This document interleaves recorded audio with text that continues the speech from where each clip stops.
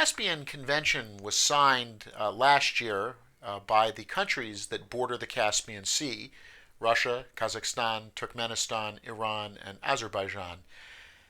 Ever since the Soviet Union collapsed in 1991, it wasn't clear what the status of the Caspian Sea was. We call it a sea, but in many ways it's a giant saltwater lake. That wouldn't matter except the fact that the Caspian Sea covers up some of the world's best reserves of oil and natural gas and other minerals. So the countries that border the Caspian wanted to have some arrangement that would allow them to divide up the riches of the sea. And foreign companies that wanted to invest wanted to know that if they were putting in millions of dollars of investment, that their claims wouldn't be challenged, or even worse, they would face Russian or Iranian naval vessels coming to seize or destroy their investments in the Caspian Sea. Now, for years, the Caspian status was deadlocked because Iran wanted to treat it as a lake, and other countries wanted to treat it as a sea, which would alter how you divide up the Caspian and how much of the Caspian you get,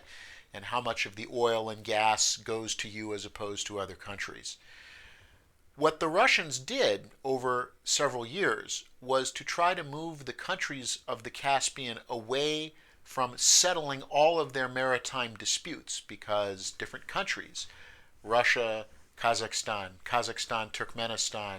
Iran, Azerbaijan, Iran, Turkmenistan, all had different maps, different lines, all were claiming different parts of the Caspian. And what the Russians had pushed, and pushed successfully, was let's get an agreement in principle about the Caspian, how we're going to share it, how it should be divided, how it will be closed off. Only the countries that border the Caspian should be able to have an impact on the Caspian, because Russia in particular was looking at what the United States has been doing in other important maritime zones, including the Arctic, where the United States tries to say we want to have a hand in shaping the rules, we want to be a player. So the Russians decided that they would give up some of their claims, they would create a process to get a treaty in which everyone in the Caspian felt that they would have a stake and wouldn't be incentivized to bring the United States in. So now what we have is an agreement. It settles the state of the Caspian Sea as a sea, and it allows for any of the remaining territorial disputes to be arbitrated among the member states themselves. So it preserves the Caspian really as a maritime area where Russia is the predominant power, and where the United States and the Europeans